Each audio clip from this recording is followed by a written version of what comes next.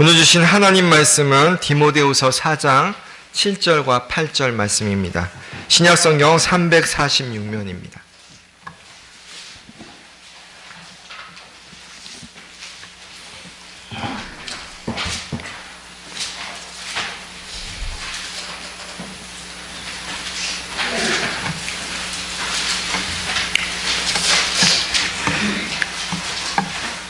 디모데후서 4장 7절 8절 말씀 우리 한 목소리로 함께 읽도록 하겠습니다.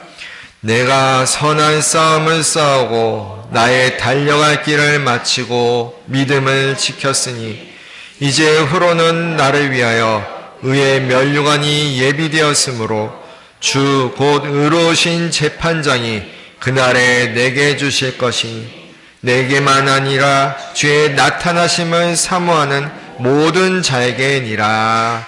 아멘. 우리나라 개신교 사상가 중에 다석 유영모 선생님이라는 분이 계십니다.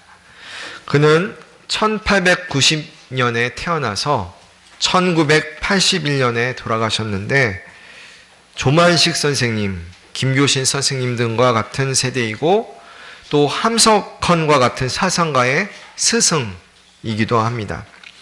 15세에 YMC를 통해 개신교에 입문해 우리 명업교회와 같은 서울로의 교회인 연동교회에 출석을 했었습니다. 제가 연동교회에서 8년 동안 지냈었는데 그 교회에 출석을 했었습니다. 그리고 16세에 세례를 받았습니다. 그리고 17세에는 서울 경신학교에 입학을 해서 2년간 수학했습니다. 1921년 조만식 선생님의 후임으로 오산학교에 교장으로 취임하여 재직하기도 했습니다.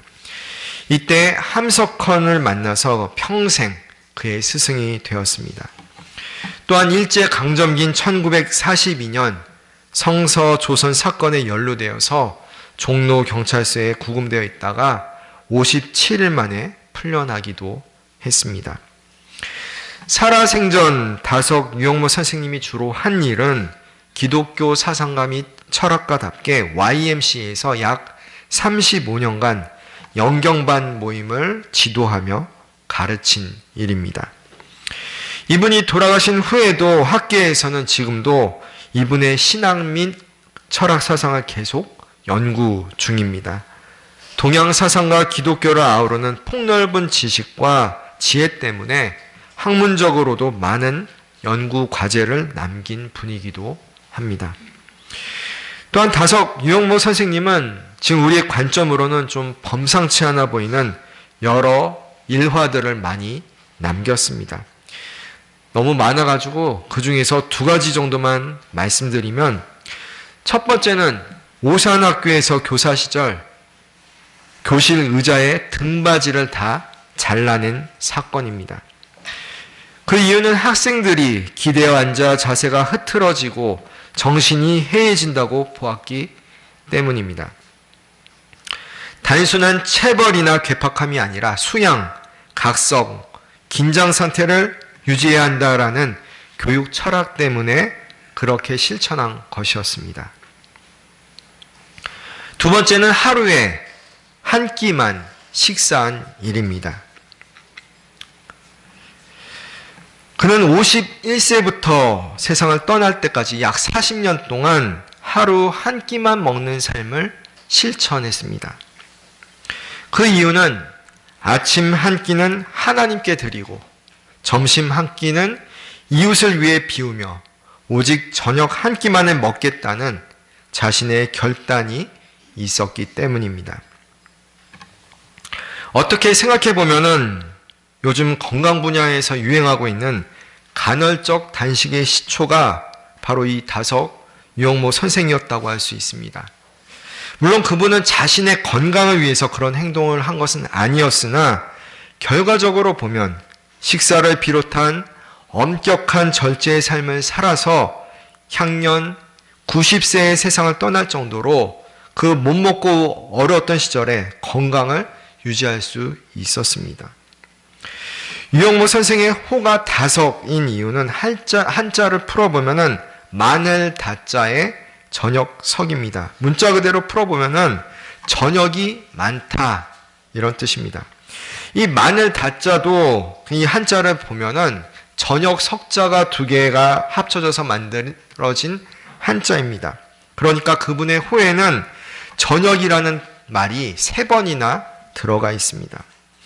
기독교적인 맥락에서 보면 그분은 고린도전서 15장 31절의 말씀, 나는 날마다 죽노라 라는 말씀을 중요시했기 때문입니다. 여기서 저녁은 죽음을 의미합니다. 저녁이 많다라는 의미는 하루를 그냥 흘려보내지 않고 여러 번 멈추고 여러 번 죽고 여러 번 새로 삶을 시작하고자 하는 그분의 삶의 철학이었습니다.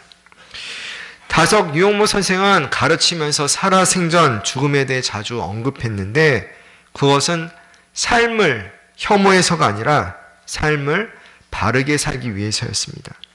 매일 매순간 저녁, 즉 죽음을 기억함으로 오늘 바로 지금을 바르게 살려고 했던 분이었습니다.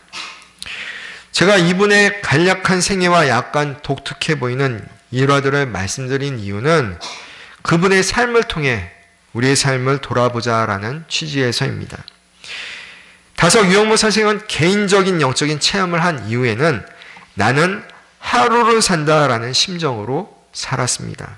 그러면서 매일매일 빠짐없이 일기를 썼다고 합니다. 그분은 이런 글을 남겼습니다. 나의 삶으로 산다는 궁극적인 의미는 어디에 있는가?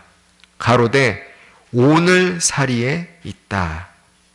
하루를 무심히 지내면 100년, 1000년을 살아도 시간을 다 잃어버린다. 하루하루를 지성껏 살면 무상한 인생도 비상한 생명이 된다. 언제나 오늘 하루를 사는 것이다.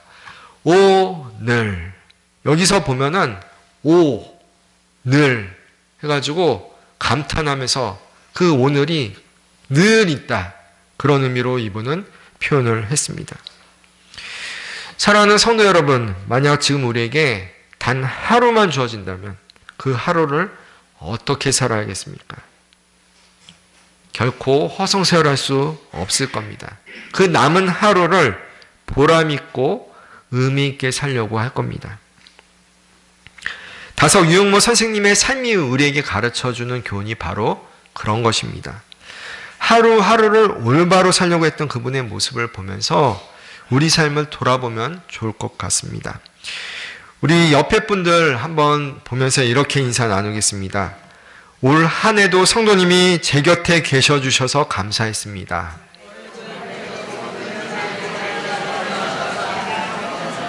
말이 길어서 어려면 제 곁에 계셔 주셔서 감사합니다. 이러면 됩니다.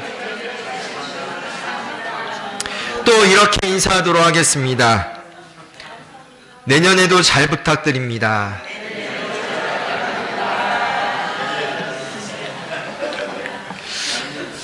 오늘은 12월 28일입니다. 2025년도의 마지막 주일이고 앞으로 2025년도는 3일밖에 남지 않았습니다. 올 한 해를 우리 성도님들은 어떻게 보내셨습니까? 1월, 2월, 3월 그러다 벌써 12월이 되었고 이제 12월도 며칠 남지 않았습니다. 2025년도는 후회와 아쉬움이 많은 해였습니까? 아니면 기쁨과 보람, 감사가 넘치는 한 해였습니까? 후회를 하든 감사를 하든 그것보다 더 중요한 것이 있습니다. 어찌 되었든지 여기까지 온 것은 주님의 은혜라는 겁니다. 주님의 은혜로 성도님들은 여기까지 오셨습니다. 저는 그것만으로도 충분히 칭찬받으셔야 한다라고 생각합니다. 앞으로 얼마나 더 많은 시간이 우리에게 주어질지는 아무도 모릅니다. 오직 주님만 아십니다. 단지 우리가 해야 할 일은 선물이라고 불리는 지금 이 현재를, 그 하루를 주님의 은혜 가운데서 잘 살아가는 겁니다. 성도님들은 이런 질문을 스스로에게 한번 던져본 적이 있습니까? 나는 어떠한 사람으로 기억되고 싶은가?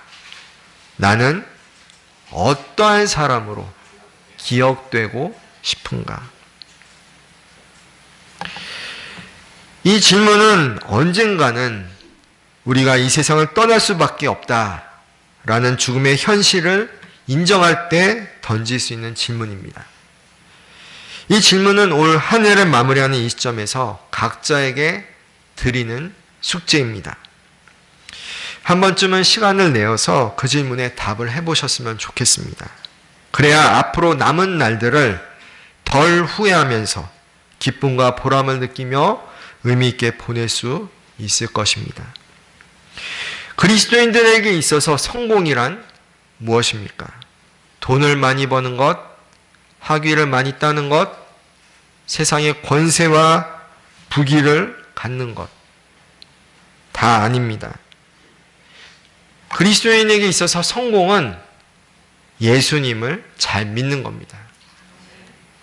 그래서 천국문에 이르는 겁니다. 저는 여기 계신 성도님들이 나는 어떠한 사람으로 기억되고 싶은가 라는 질문에 대한 답 중 꼭 그 하나는 예수님을 잘 믿는 사람으로 기억되셨으면 좋겠습니다.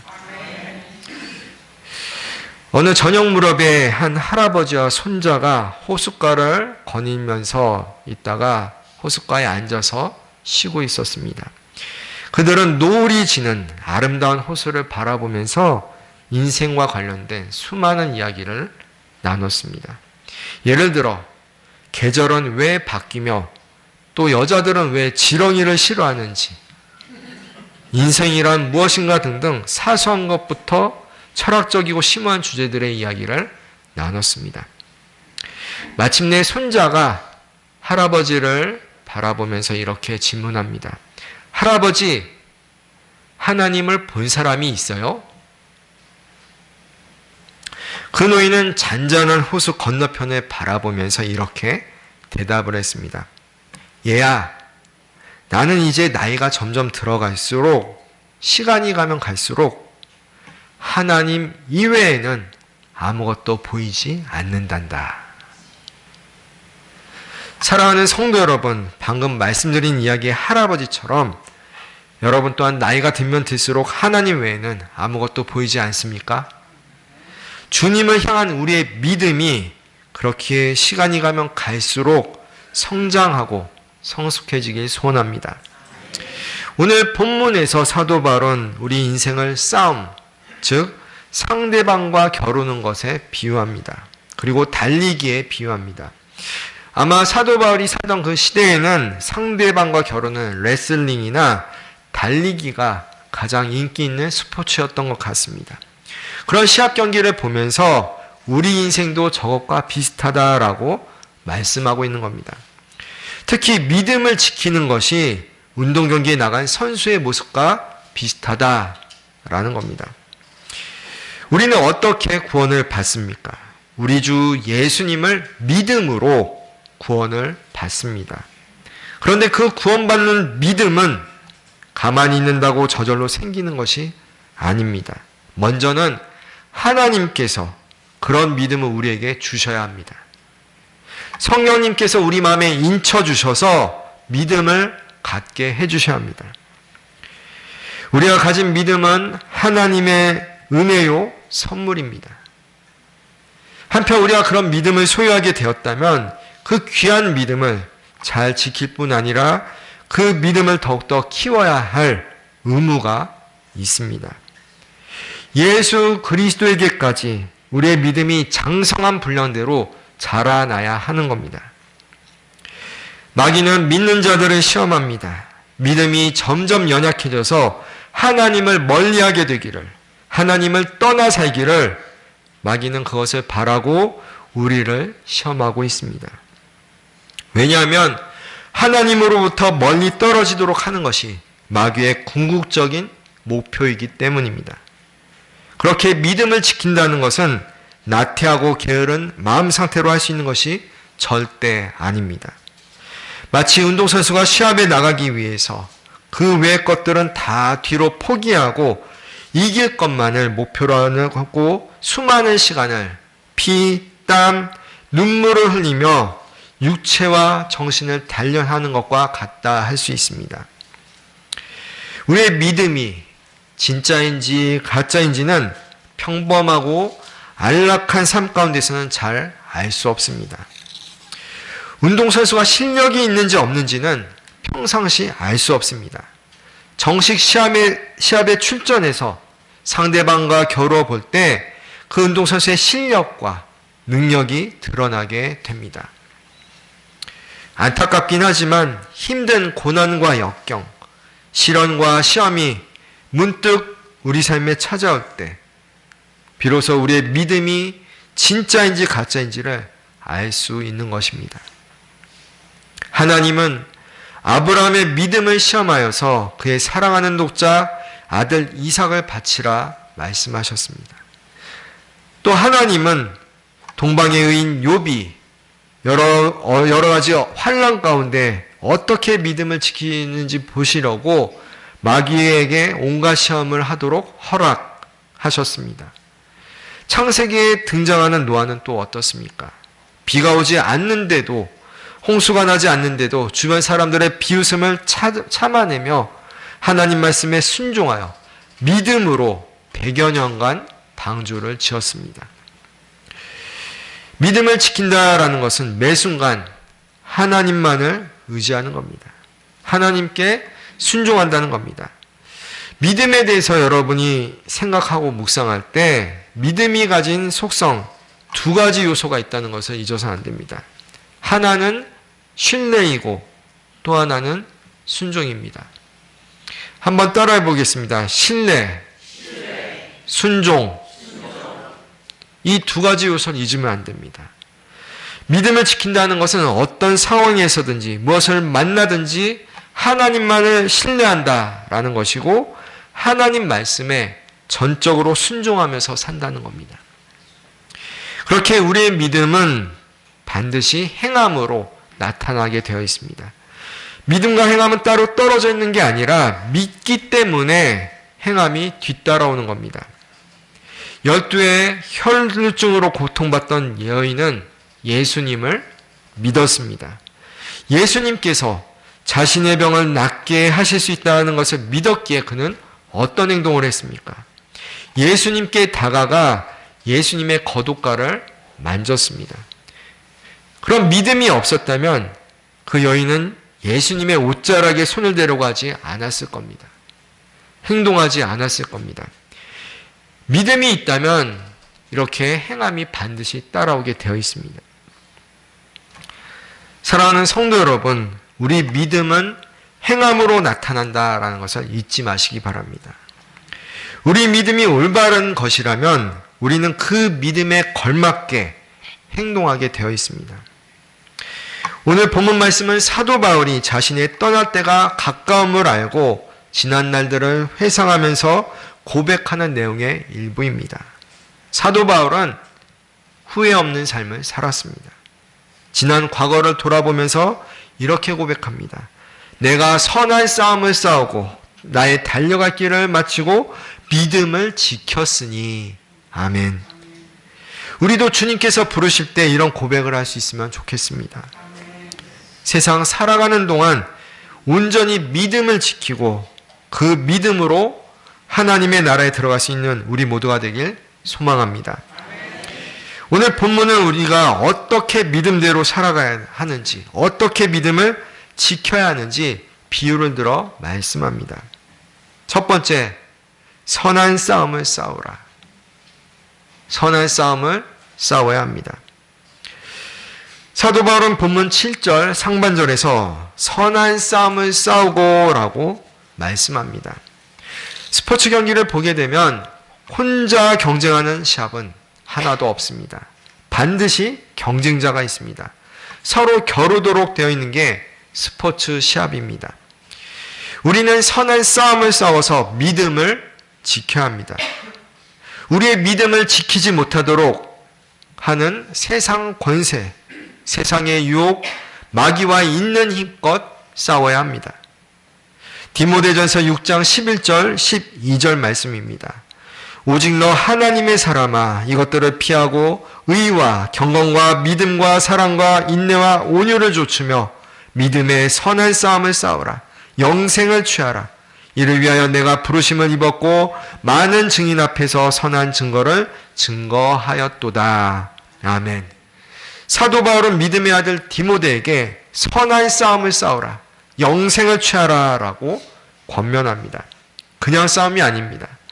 반칙하며 편법으로 하는 싸움이 아닙니다. 선한 싸움입니다. 선한 싸움에서 필요한 것들은 의, 경건, 믿음, 사랑, 인내, 온유 등입니다.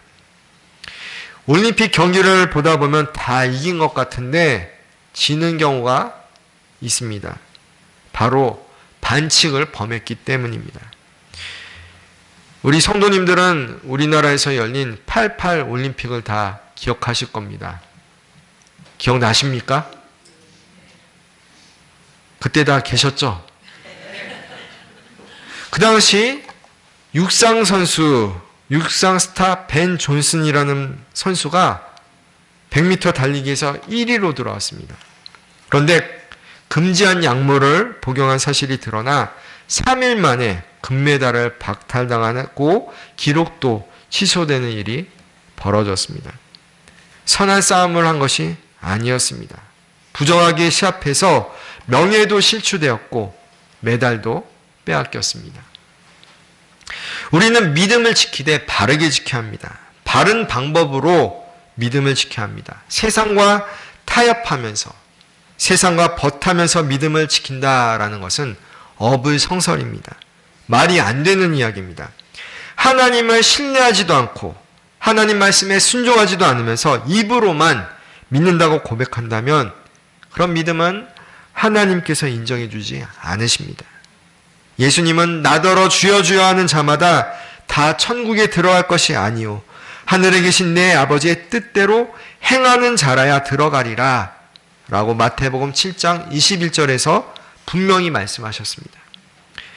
베드로전서 5장 8절 9절 말씀입니다. 근신하라 깨어라 너희 대적 마귀가 오는 사자같이 두루 다니며 삼킬 자를 찾나니 너희는 믿음을 굳게 하여 저를 대적하라. 이는 세상에 있는 너희 형제들도 동일한 고난을 당하는 줄을 암이니라. 아멘. 너희는 믿음을 굳게 하여. 세상의 공중권세 잡은 자 마귀는 믿는 성도들에게 마치 우는 사자처럼 무섭게 달려듭니다. 우리를 넘어뜨리려고 온갖 모략과 술수를 행합니다. 그렇게 우리는 우리의 믿음을 더욱 굳건하게 하여 선한 싸움을 쌓아야 할 줄 믿습니다. 근신하고 깨어 있어야 합니다. 사랑하는 성도 여러분, 사도 바울이 전한 이 비유의 말씀을 보자면 우리는 올림픽에 출전한 선수들과도 같습니다. 시합장에 있다면 최선을 다해 선한 싸움을 싸워야 하는 겁니다. 로마서 12장 21절 말씀입니다. 악에게 지지 말고 선으로 악을 이기라. 악에게 지지 말고 선으로 악을 이기라. 예수님의 말씀의 그 가르침에 순종하면서 살아가는 것, 그것이 선한 싸움을 싸우는 모습이다 할 수 있습니다. 우리는 세상 사람들과 구별된 모습이 있어야 합니다. 어려운 일이긴 하지만 원수까지도 사랑하고 우리를 핍박하는 자들을 위해 기도할 수 있어야 합니다. 고아와 과부를 환난 중에 돌보고 자기를 지켜 세속에 물들지 않는 것, 그런 경건한 삶을 사는 게 선한 싸움의 모습입니다. 우리 모두가 사도 바울이 말년에 고백한 것처럼 나는 선한 싸움을 싸웠노라 라고 자신 있게 말할 수 있는 우리 성도님들이 되시길 축원합니다. 둘째, 달려갈 길을 끝까지 달려야 합니다. 달려갈 길을 끝까지 달려야 합니다. 사도 바울은 이어서 나의 달려갈 길을 마치고라고 말씀합니다. 인생을 흔히 단거리 경주에 비유하지 않고 마라톤에 비유를 합니다. 끊임없이 계속해서 달려야 한다라는 겁니다. 여러분은 마라톤 경기를 본 적이 있습니까? 저는 마라톤 시합을 보면서 텔레비전에서 중계하는 거 보면서 정말 많은 감동을 느낀 적이 있습니다. 아니, 어떻게 저렇게 저 긴 구간, 42.195km라는 그 긴 거리를 쉬지 않고 더군다나 저렇게 빨리 달릴 수 있을까? 그냥 그 뛰는 모습을 바라보는데도 그냥 감동이 막 되는 겁니다. 굳이 1등을 하지 않아도 됩니다. 그 구간을 끝까지 완주하는 선수들을 보면은 존경하는 마음이 절로 생깁니다. 달리기 시합을 잘하려면 평상시 체력이 좋아야 합니다. 훈련을 부단히 해야 합니다. 뛸 수 있는 체력은 하루아침에 만들어지지 않기 때문입니다. 영적인 달리기를 잘하려면 부지런히 말씀과 기도에 전념해야 합니다. 말씀 묵상하고 기도하는 것, 그것은 영적인 기초 체력이라고 할 수 있습니다. 그런데 달리기 시합을 잘하려면 체력만 좋아서는 안 됩니다. 어디를 향해서 뛰어가는지도 잘 알아야 합니다. 목표 지점을 분명히 알아야 합니다. 또한 얼마나 뛰었는지도 뛰면서 스스로 계산하고 또 얼마나 남았는지도 알아야 합니다. 왜냐하면 그렇게 힘을 분배를 해야 되기 때문입니다. 그런 지혜가 필요합니다. 실제 2004년 아테네 올림픽에서 있었던 일입니다. 그때 육상 여자 선수 시합이 있었는데 육상 여자 1000m라는 짧지 않은 장거리 경기가 트랙 안에서 열렸습니다. 당시 우승 후보였던 에티오피아 선수 디바바가 어이없게도 2등으로 들어오는 일이 벌어졌습니다. 왜 그런 일이 벌어졌는가 하면 그 경기는 1000m라는 장거리를 뛰어야 하는 경기였기 때문에 400m 이 트랙을 무려 25바퀴나 돌아야 하는 경기였습니다. 여러분이 만약 25바퀴를 뛴다고 하면 뱅뱅 달린다고 하면 어떤 느낌이겠습니까? 뛰다가 헷갈리지 않겠습니까? 계속 선두를 앞선 이 에티오피아 선수 디바바는 마지막 바퀴에도 여유가 있었습니다. 그런데 25바퀴나 뛰다 보니 선수들 중에는 선발주자와 후발주자들 간에 한 바퀴 이상 차이 나는 그런 일이 자연스럽게 생겨났습니다. 마지막 바퀴를 뛸 때 아무도 주목하지 않았던 중국의 무명 선수 싱회이나는 막판 스퍼트를 해서 1등이었던 디바바 선수를 제치고 결승선에 먼저 들어왔습니다. 문제는 이 에티오피아 디바바 선수가 싱회이나 선수가 앞서가는 것을 보고도 후발주자가 즉 한 바퀴나 뒤처진 선수가 힘을 내서 달리는 것으로 착각을 한 겁니다. 그래서 중국 선수가 앞서 나갈 때 힘을 내서 막판 스퍼트를 하지 않았습니다. 디바바 선수는 들어오면서 두 팔을 치켜들면서 기뻐했습니다. 자신이 1등이라고 생각했기 때문입니다. 그것을 본 관중들은 저 디바바 선수는 본인이 2등으로 와도 저렇게 기뻐하는구나 라고 생각할 수밖에 없었습니다. 자신이 2등이라는 것을 알게 된 디바바 선수는 망연자실할 수밖에 없었습니다. 어찌 보면 1등이라고 생각하고 자만해서 결승선에 들어올 때까지 끝까지 최선 다해 뛰지 않은 것이 가장 큰 문제였던 겁니다. 흔히 이런 말도 있습니다. 속도보다는 방향이 중요하다. 세상 사람들은 어떻게 달립니까? 목적 없이 무조건 빨리 뛰려고 합니다. 고린도전서 9장 26절 말씀입니다. 그러므로 내가 다름질하기를 향방 없는 것 같이 아니하고 싸우기를 허공을 치는 것 같이 아니하여. 아멘. 우리는 목표가 분명합니다. 바로 하나님입니다. 우리 주 예수님이십니다. 예수님을 표대로 삼고 우리는 달려가야 합니다. 최선 다해 끝까지 달려야 합니다. 힘들어서 넘어질 때도 분명 있을 수 있습니다. 그럴 때에도 다시 일어나서 목표를 바라보고 달리시기 바랍니다. 시편 37편 23절, 24절 말씀입니다. 여호와께서 사람의 걸음을 정하시고 그 길을 기뻐하시나니 저는 넘어지나 아주 엎드러지지 아니함은 여호와께서 손으로 붙드심이로다. 아멘. 여호와께서 손으로 붙들어 주신다. 얼마나 은혜되는 말씀입니까? 주님께서 우리에게 믿음을 주셨기에 우리는 끝까지 달릴 수 있습니다. 주님의 손이 우리를 붙들어 주시기 때문입니다. 사랑하는 성도 여러분, 때로 믿음이 연약해져서 낙심될 때 우리를 붙드시는 주님의 강한 손을 의지하시기 바랍니다. 그 손 붙들고 다시 일어서시기 바랍니다. 다시 힘내서 달려야 합니다. 주님께서 우리와 함께 하십니다. 아멘이십니까? 주님뿐 아니라 허다한 믿음의 선진들, 믿음의 동료들이 우리를 지금도 응원하고 있습니다. 격려하고 있습니다. 우리가 마지막 결승선을 통과하기를 간절히 바라고 있습니다. 그렇게 믿음을 지키며 승리의 삶을 살아가야 합니다. 셋째로, 믿음을 끝까지 지키면 귀한 상급을 받습니다.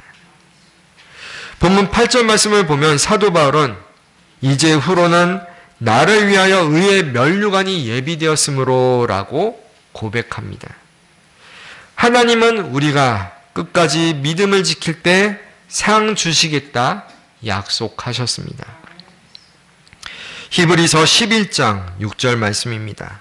믿음이 없이는 기쁘시게 못하나니 하나님께 나아가는 자는 반드시 그가 계신 것과 또한 그가 자기를 찾는 자들에게 상 주시는 이심을 믿어야 할지니라. 아멘. 올림픽 경기를 보면 각 종목마다 금메달, 은메달, 동메달을 따는 사람이 있습니다.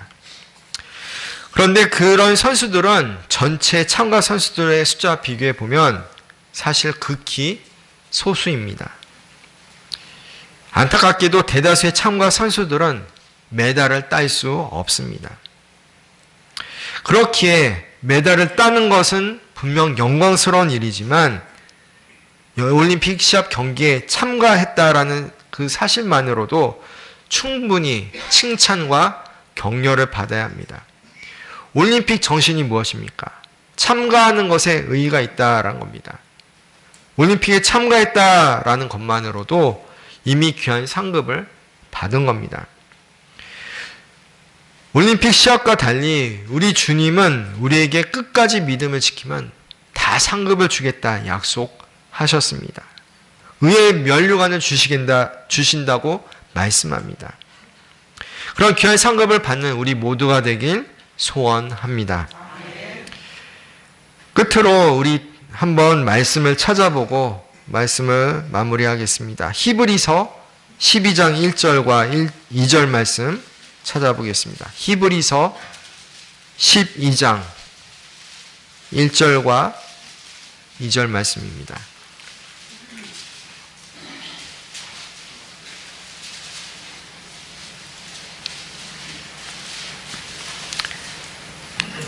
히브리서 12장 1절 2절 말씀 우리 한 목소리로 함께 읽겠습니다. 이러므로 우리에게 구름같이 둘러싼 허다한 증인들이 있으니 모든 무거운 것과 얽매기 쉬운 죄를 벗어버리고 인내로서 우리 앞에 당한 경주를 경주하며 믿음의 주여 또 온전케 하시는 이인 예수를 바라보자. 저는 그 앞에 있는 즐거움을 위하여 십자가를 참으사 부끄러움을 개의치 아니하시더니 하나님 보좌 우편에 앉으셨느니라. 아멘. 이제 2025년도를 보내며 며칠 후에는 2026년도를 새롭게 맞이합니다. 서두에 말씀드렸지만 올 한 해 우리의 과거가 어떠했든지 후회가 있든지 감사가 넘치든지 어찌되었든지 간에 지금 여기까지 왔다는 것 자체가 주님의 은혜입니다.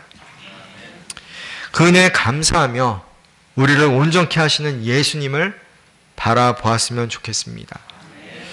내년에도 우리의 목표는 변하지 않습니다. 오직 예수님이십니다.